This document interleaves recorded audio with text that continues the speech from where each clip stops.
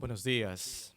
Mientras que cantábamos la última canción, solamente mi propio corazón oraba diciendo, Señor, edifícanos por medio de tu palabra. Que sea tu palabra hablando nuestras vidas y que sea la palabra misma produciendo la transformación profunda que todos necesitamos. Que todos necesitamos realmente. Quiero comenzar esta exposición dando una pequeña introducción a lo que ya hemos venido tomando durante este tiempo en el sermón que tenemos. Básicamente que la santidad de Dios es un conjunto de belleza y amor. Capte bien eso. La santidad de Dios es un conjunto de algo bello y también una muestra de amor. La santidad de Dios es la muestra del amor de Dios y su belleza en uno solo. Y es por eso que la semana pasada hemos visto que la santidad de Dios es la expresión de belleza. Ahora, seamos sinceros. Y si miramos nuestros propios corazones, muchas veces pensamos que este es algo muy riguroso, muy controlador. Y hasta a veces pensamos que es anticuado, que está fuera de tiempo, fuera de moda. La santidad de Dios no lo vemos así. La santidad de Dios es algo bello, hermanos. Es muy bello. Dios nos ha llamado a ser santos, separándonos de toda cosa pecaminosa. Y es por eso que quiero tomar esta oportunidad para repetir la frase que el pastor T nos hizo reflexionar y pensar y repetir varias veces. Y aquí la frase, la santidad de Dios es el llamado de Dios a su pueblo a vivir conforme a la hermosa excelencia de su diseño para la humanidad.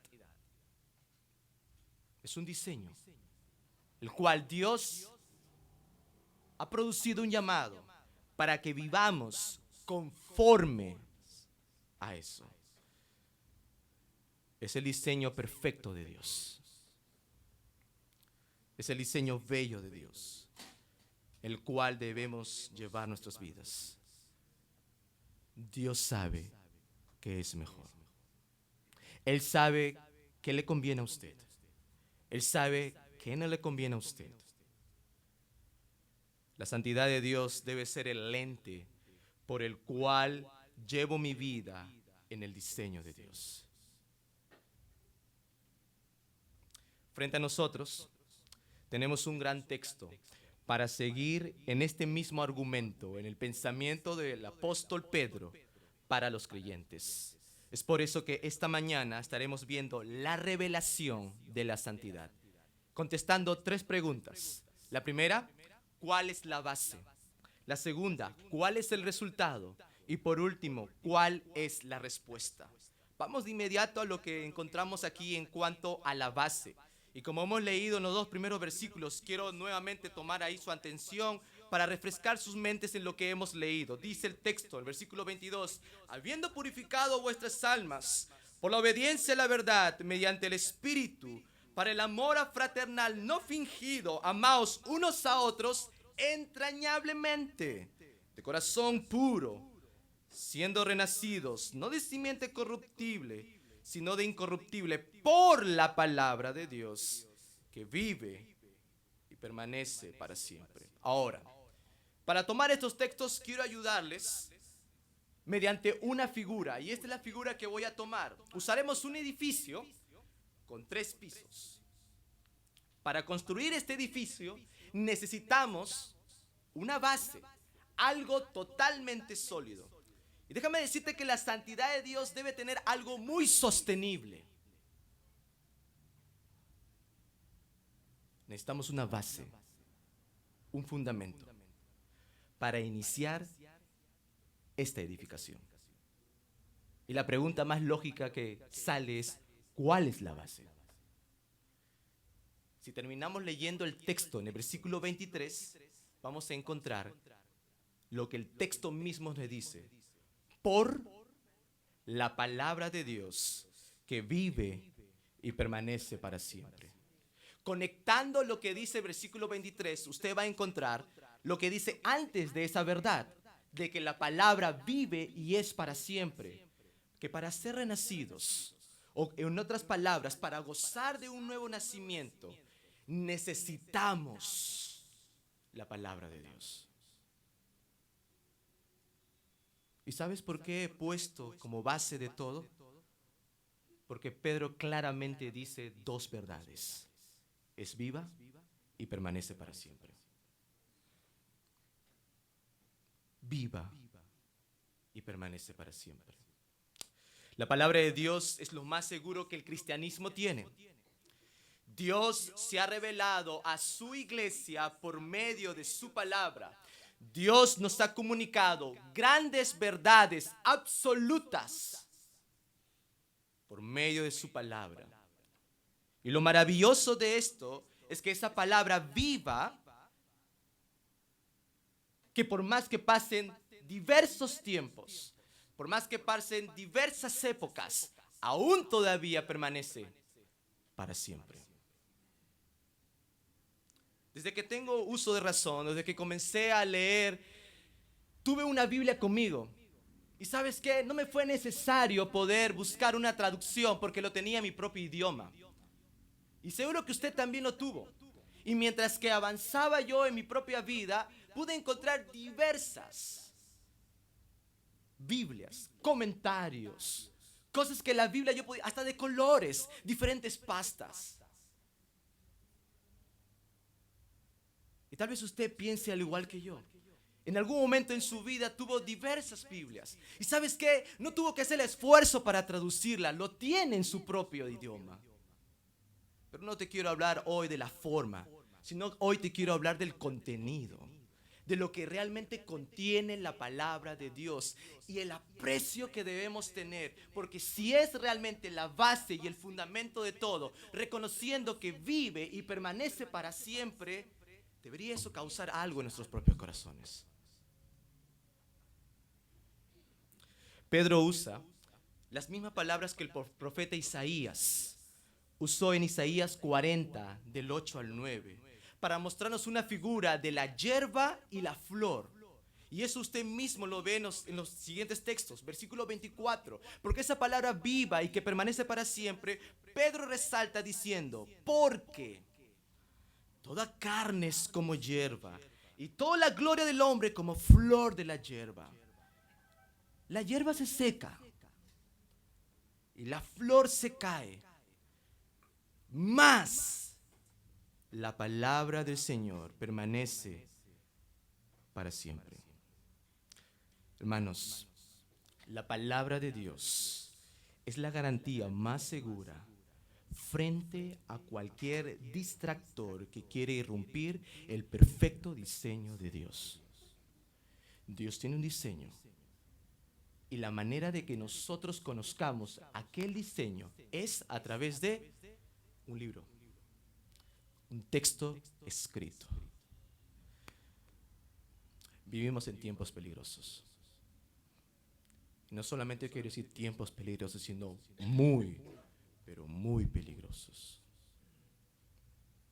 Donde todo se ha desviado del diseño perfecto de Dios. Todo. Vivimos como en los días finales, en los tiempos de los jueces, en el Antiguo Testamento. Cada uno hacía lo que bien le parecía. Cada uno proclama su propia verdad.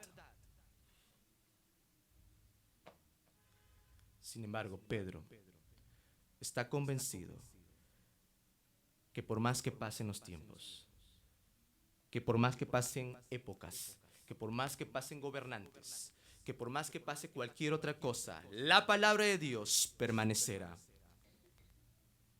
Y no desea quedarse quieto, porque esa palabra que nos muestra como la base y el fundamento para todo lo que vamos a poder edificar, tiene que ser hecha algo, tiene que ser anunciada.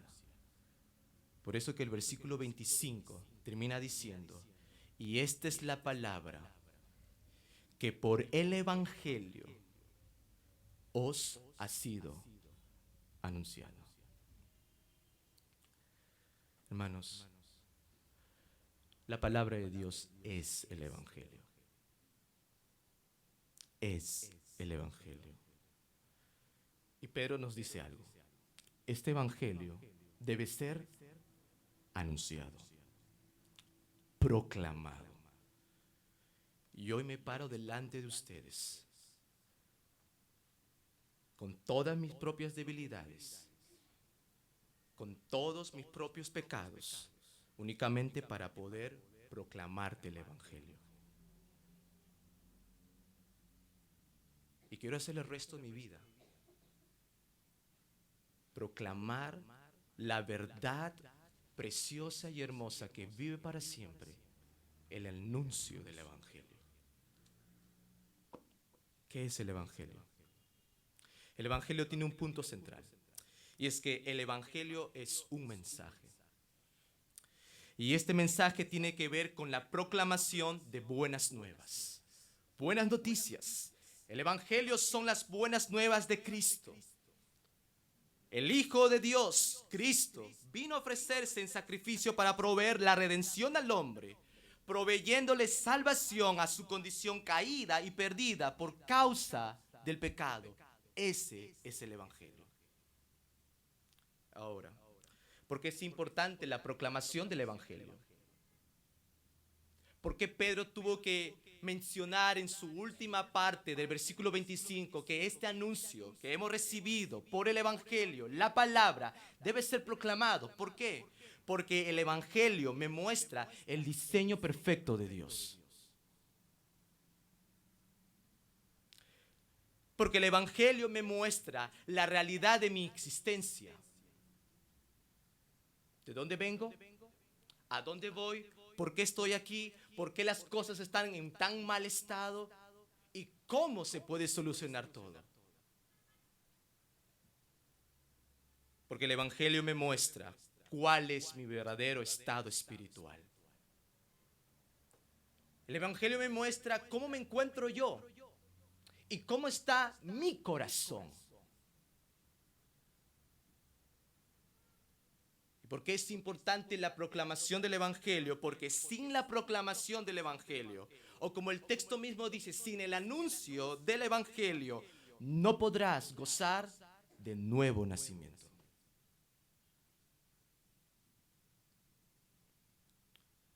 ¿Cuál es el resultado entonces? Y es aquí donde llegamos al segundo nivel de este edificio, habiendo puesto la base. La base es la palabra de Dios, el Evangelio. Y como resultado de la proclamación del Evangelio existe una cosa, y es lo que Pedro había dicho, existe renacimiento. Renacimiento, dice Pedro, siendo renacidos, no de simiente corruptible, sino de incorruptible. Si verdaderamente has creído en la proclamación del Evangelio, déjame decirte algo. Si has creído en eso, algo sumamente grandioso pasa con tu vida. Has nacido de nuevo. Si verdaderamente has creído. Y sabes que no es de un nacimiento corruptible. Como todo ser humano nace entretejido entre el pecado. Sino que Pedro está hablando de un nacimiento incorruptible. Y ese nacimiento incorruptible es la nueva vida, un nuevo nacimiento que en vez de producir muerte, produce vida. La maravillosa vida cristiana es una vida en Cristo. Dios, por su misericordia, me da una nueva vida frente a mi vida muerta en sus propios delitos y pecados. Entonces, si el Evangelio me encuentra a mí muerto en mis propios delitos y pecados, ¿qué es lo que tiene que hacer el Evangelio en mi vida? Y justamente Pedro nos ayuda a contestar esta pregunta. ¿Qué es lo que tiene que hacer? Versículo 22. Y básicamente dice, habiendo purificado vuestras almas por la obediencia a la verdad, mediante el Espíritu. ¿Cuál es el resultado de la nueva vida en Cristo? Es que Dios purifica nuestras vidas.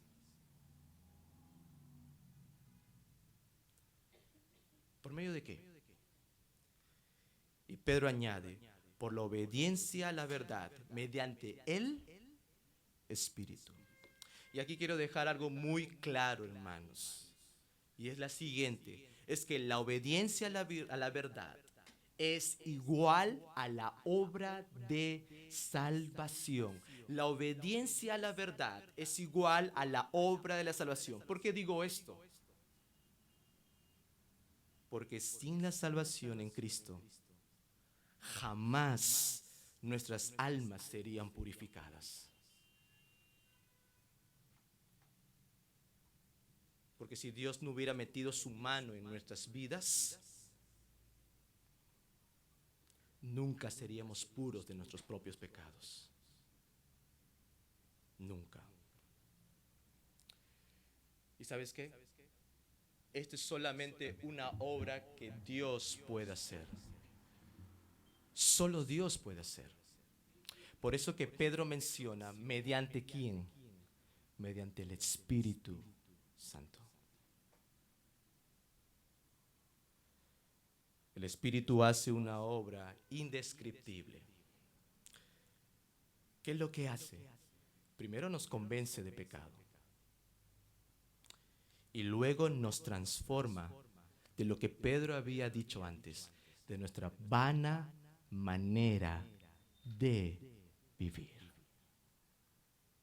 Esa es la obra del Espíritu Santo. Teniendo vidas puras, ya por la obra del Espíritu, habiendo experimentado ya la obra de Dios, ¿sabes qué? Lo más natural que debe causar en mi propio corazón es responder a algo. Y es aquí donde llegamos al último piso de este edificio. Ya pusimos la base. Como resultado de la base de la palabra de Dios existe el nuevo nacimiento. Y el nuevo nacimiento produce algo. Versículo 22. Para la segunda parte, el amor fraternal, no fingido. Amaos unos a otros entrañablemente de corazón puro. Quiero recordarles algo en cuanto a la santidad de Dios. La santidad de Dios, como dije al inicio, es algo bello y a la vez es la muestra de ¿qué? De amor.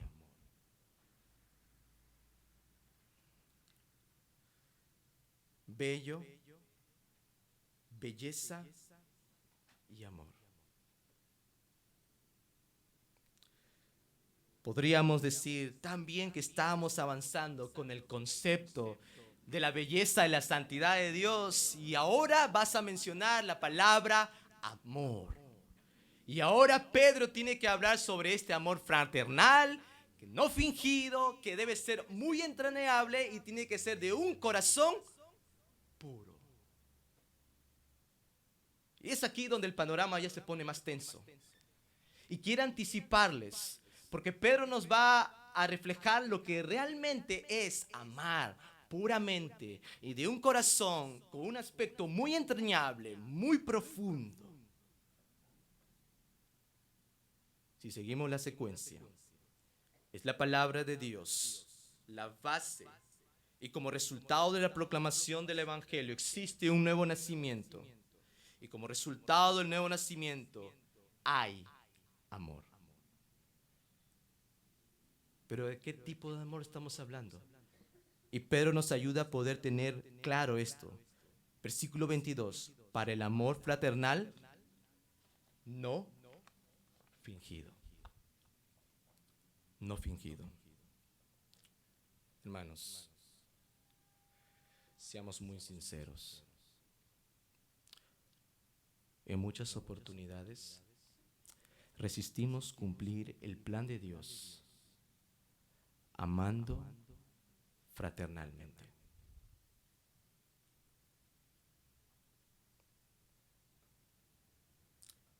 Y terminamos amando con fingimiento.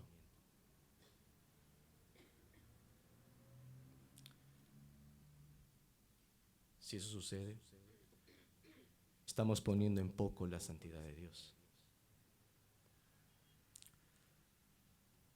Mas Él nos demuestra que un reflejo de su amor, de su santidad, es hacer una acción.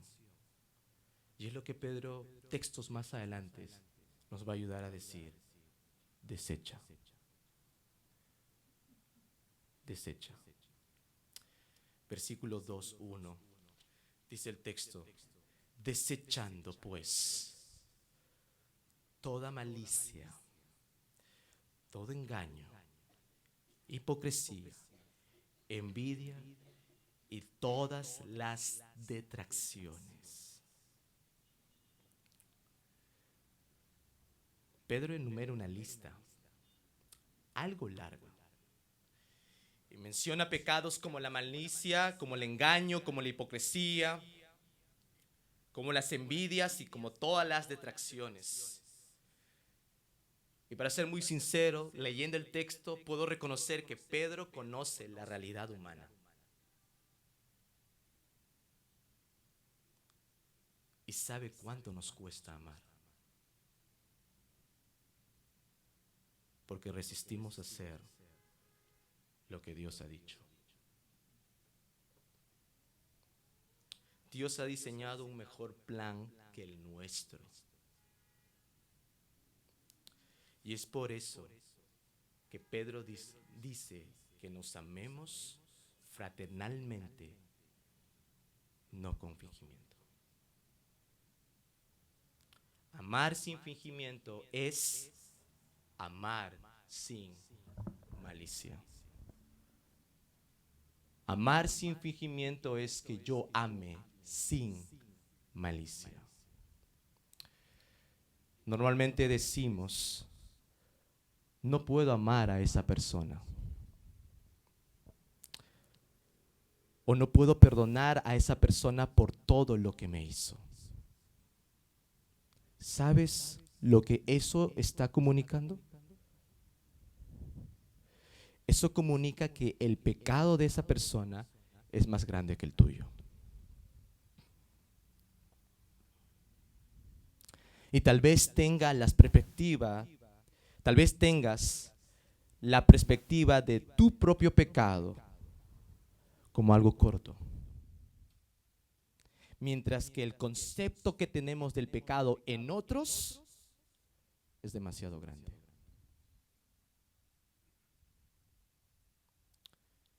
Y es probable que en lo profundo de tu corazón, encubiertamente,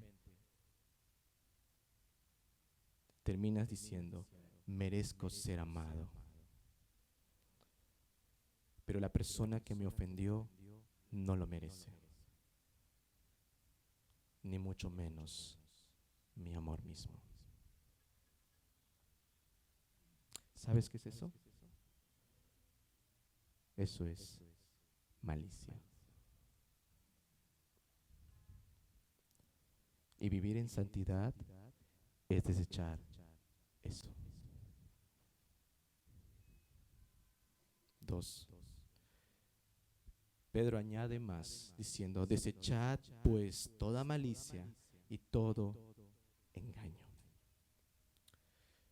Los pensamientos engañosos normalmente circulan por nuestra mente y corazón, y llegamos a la conclusión en muchas oportunidades a decir: yo merezco ser tratado de esa manera. Yo merezco ser tratado mejor. Y por tu culpa estoy así. Yo no merezco ser amado de esa manera. Yo hice buenas cosas para ser tratado de una manera distinta y para ser amado de una manera mejor.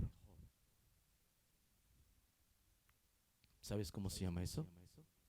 Eso es engaño.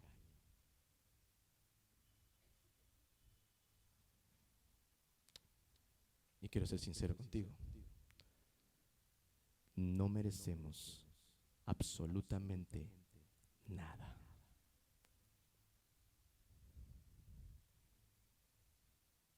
Nada. No podemos buscar ni dar ese tipo de amor.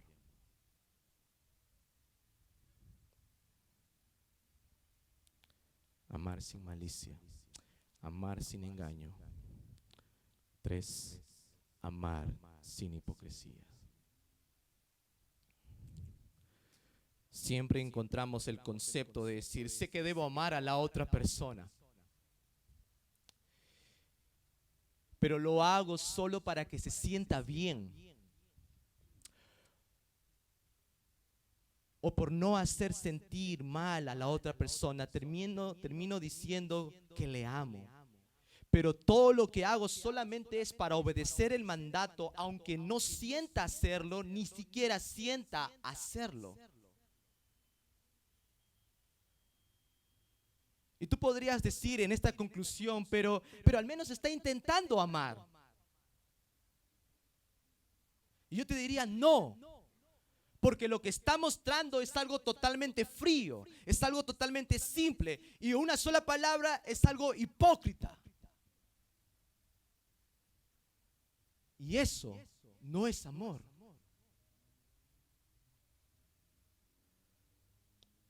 La salida tampoco está en decir, entonces dejo de amar. Esa no es la salida, porque Jesús dijo que aún todavía tenemos que amar a nuestros enemigos. Y un enemigo es un prójimo. Y pregúntate, ¿quién es el prójimo más cercano que tú tienes?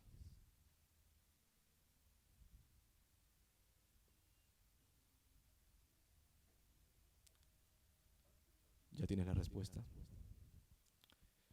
¿Estás amando de esa manera?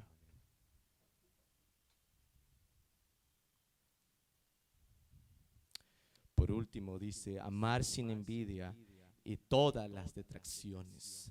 Hermanos, cuando observo mi propio pecado, reconozco que la deuda del pecado que Dios me ha perdonado es más grande que cualquier pecado que ha sido cometido en contra mía. Y conforme voy creciendo en mi conciencia de que de la santidad de Dios, empiezo a ver con mayor sensibilidad a quienes, a otros. Porque veo de la manera como Dios trata conmigo. Porque muchas veces muestro a Dios un amor hipócrita. Muestro a Dios un amor engañoso. Muestro a Dios un amor manchado de malicia, de envidia y cuantos otros conceptos más. Si yo viera lo que la santidad de Dios refleja en mi propio corazón, mi concepto hacia otros cambiaría totalmente. Porque recuerdo cómo Dios me tomó a mí. ¿Cómo? ¿Dónde mostramos amor? ¿Dónde mostramos esta cosa que el mundo la tiene en diversas expresiones, definiciones, conceptos? Amor. Si seguimos el contexto del pasaje que Pedro está hablando, nos daremos cuenta que después de estos versículos, desde el versículo 4 en adelante, nos hablará de la iglesia, la piedra viva. Y deseo añadir algo más. Deseo añadir que uno de los lugares para mostrar amor es el lugar donde todos nos llamamos hermanos. Sin haber nacido de la misma sangre física.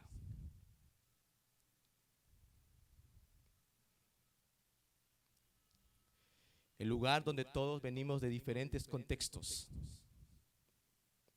Algunos más jóvenes y otros más adultos. Algunos con más tiempo y otros con menos tiempo. Algunos más expresivos emocionalmente y otros más reservados. Algunos más directos y otros más efusivos. Algunos con más conocimiento y otros con menos conocimiento. Algunos con mayor posición económica y otros con una diferente posición económica. Algunos de nuestro país y otros fuera de nuestro país. Algunos fáciles de poder acercarse y otros difíciles de poder acercarse. ¿Sabes de qué lugar estoy hablando? Estoy hablando de la iglesia. Y la iglesia es el cuerpo de Cristo, el cual usted no escogió, sino que Dios la eligió y la puso bella delante. Y ese es el lugar donde podemos nosotros hacer el reflejo de la santidad de Dios, el amor en medio nuestro. No podemos decir, amo a Jesús, pero no amo a la iglesia. No puedo hallar el concepto en mi mente tampoco decir, amo a Dios, pero no amo a ese hermano.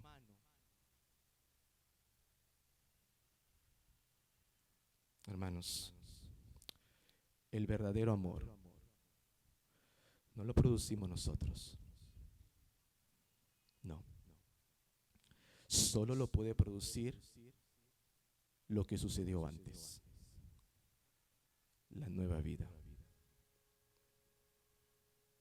Y es aquí donde ocurre una causa y un efecto. Si no hay un nuevo nacimiento en ti, es decir, la nueva vida, no podrás amar.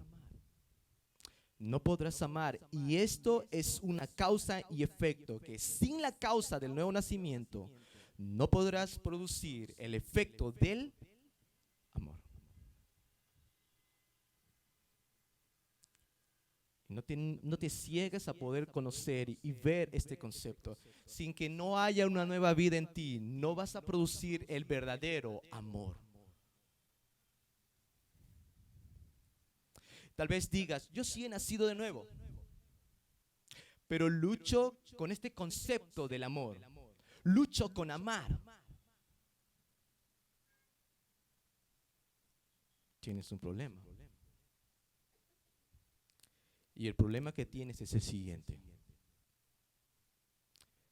Tienes una perspectiva superficial de la santidad de Dios. Y eso producirá a corto plazo un cristiano superficial. ¿Y sabes dónde veo eso? Eso lo puedes ver en tus propias relaciones.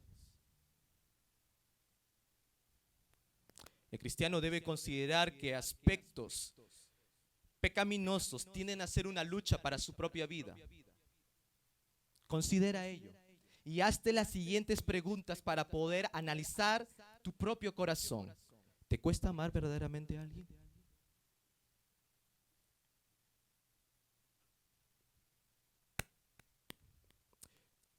¿Me frustro rápidamente con otros porque no hacen como yo quiero? ¿Guardo actitudes pecaminosas hacia los demás? A menudo respondo con enojo cuando las cosas no salen como yo quiero. ¿Soy muy crítico con los demás? ¿No tengo el dominio propio en ciertas áreas de mi vida? Examinémonos. Examinémonos para poder ver si realmente en nosotros hay la vida para poder producir verdadero amor. ¿Cuál es la respuesta aquí? Porque hemos hablado la base, hemos hablado el resultado y ahora tenemos que responder a esta pregunta: ¿cuál es la respuesta? Y para terminar este sermón necesitamos hacer dos preguntas. La primera, ¿cómo respondemos a esto? El versículo 2:2 de Pedro dice lo siguiente: desead como niños recién nacidos la leche espiritual no adulterada, para que por ella crezcáis para salvación. ¿Sabes cómo debemos responder a esto? Debemos responder como un niño. Como un niño. ¿Cómo es un niño? Un niño es inmaduro. Un niño es inexperto. Un niño es sensible. Y la Biblia claramente dice que desead como niños recién nacidos la leche espiritual. La manera como respondemos frente a todo lo que vemos aquí, en lo que Pedro está intentando mostrarnos en este punto de la santidad, es que tú desees la palabra, el evangelio, como un recién nacido. Cuando tiene hambre desesperadamente por algo que sabe que da vida, por algo que sabe que da sostén, por algo que sabe que da fuerza. Y ese concepto no tiene que cambiar, así tenga los mejores, alegres o difíciles circunstancias en mi propia vida. El niño se caracteriza por algo. El niño tiene hambre. ¿Y sabes qué? Solo quiere una sola cosa. ¿Y sabes lo que quiere? Leche. Y no solo lo ha gustado una vez, sino varias. Y por eso termina deseando ¿qué? Más. Más y más. Y es por eso que el deseo por la palabra de Dios debe ser que mayor cada día. Tu corazón debe entender que necesita desesperadamente la palabra de Dios en su propia vida. Si sabes que esa es la base, si sabes que ese es el fundamento y sabes que permanece para siempre y es viva, ahí está. Desead como niños recién nacidos. Jerry Bridges, el autor de Las Disciplinas de la Gracia, en un capítulo dijo lo siguiente: no es suficiente creer que toda la escritura es de Dios. Necesitamos acercarnos a ella cada día con un espíritu de profunda humildad, reconociendo que nuestro entendimiento de la verdad espiritual es, en lo mejor de los casos, incompleta y hasta a veces equivocada. Ningún cristiano tiene el monopolio de la verdad. Ninguno. En una ocasión Jesús dijo en Lucas 10:21: yo te alabo, oh Padre, Señor del cielo y la tierra, porque escogiste estas cosas de los sabios y entendidos y le has revelado ¿a quiénes? A los niños. Sí, Padre, porque así te agradó. Hermanos, es maravilloso lo que Dios ha podido mostrarnos a nosotros. Habiendo podido revelar a sabios y entendidos, nos ha revelado a nosotros, niños. Niños. Quiero que entiendas el concepto que sigue diciendo aún todavía Jerry Bridges, sin importar los eruditos que seamos con respecto a las escrituras. Todos los días necesitamos acercarnos a Dios, a su palabra, como niños, pidiéndole al Espíritu Santo que nos enseñe. Independientemente de todo lo que ya sepamos y entendamos, la Biblia sigue siendo una fuente inagotable de entendimiento de la mente de Dios que está esperando por nosotros. Esa es la palabra de Dios. Es algo totalmente inagotable que espera cada día ser descubierta por usted, por mí, por cada uno de los creyentes que realmente buscan la palabra de Dios. Hermanos, necesitamos la palabra de Dios cada día. Y quiero ser dar un énfasis aquí mucho más crucial. Necesitamos el evangelio todos los días. Ese anuncio, esa proclamación de la misma palabra, lo necesito cada día de mi vida. Desead como un niño recién nacido la leche espiritual, para que por ella crezcáis. ¿Y cómo es posible esto? ¿Cómo se logra todo esto? Versículos 2, 3. Si es que habéis gustado la benignidad del Señor. En este texto, Pedro hace una referencia a un versículo maravilloso en el Salmo 34:8. Y el Salmo 34:8, en pocas palabras, dice lo siguiente: gustad y ved que es bueno Jehová.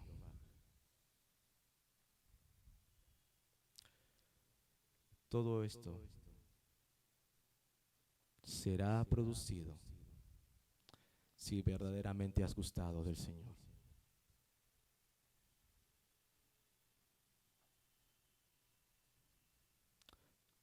Una maravillosa verdad del cristianismo es la siguiente: Dios es bueno. Dios es bueno. 3 palabras con una verdad muy profunda.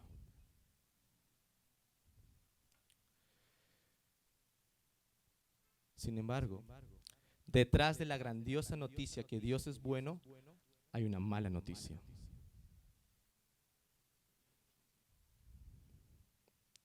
Usted y yo somos malos. ¿Por qué? Porque estamos perdidos. Porque no hay ninguno que busque lo bueno. No hay ni siquiera uno. Y estamos inclinados al mal. Dios dijo desde el principio de la creación que todo era bueno. Bueno en gran manera. Pero nosotros distorsionamos toda la buena creación que hizo en nosotros y alrededor de nosotros.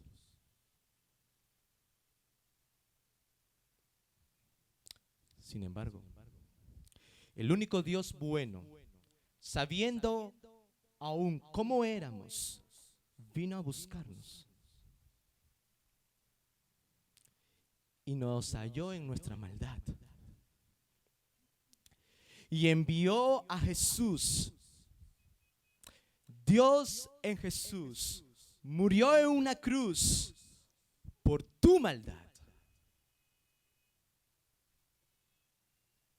venciendo por su cuerpo quebrado, que molido fue por nuestro pecado, para padecer la sepultura, la oscuridad de la muerte, y que triunfante después de 3 días resucitó. ¿Para qué? Para que cambie el concepto de maldad y muerte en mí, para que ahora me dé nueva vida.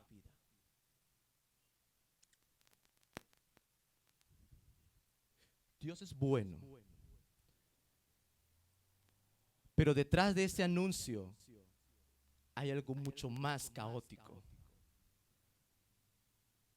Y te digo de esta manera: para gustar que verdaderamente Dios es bueno, debes reconocer que tú eres principalmente malo.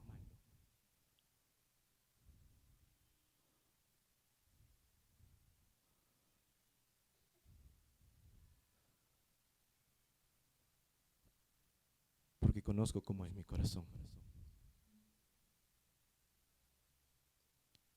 Porque sé cómo estoy.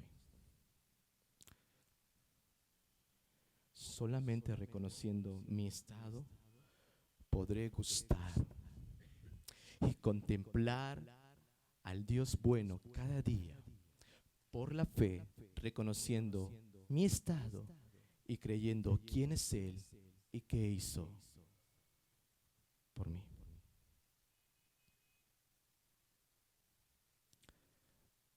Gustad y ved. Guste y vea a este Dios bueno que vino con todo para poder rescatar lo que de manera original en su diseño fue distorsionado y caído por el pecado.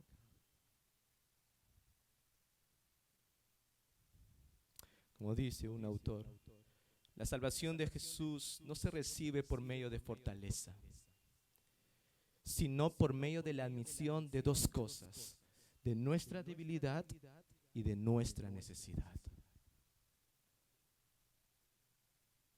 La salvación es del Señor. Esa es la verdadera salvación. Hermano, si queremos realmente vivir en santidad,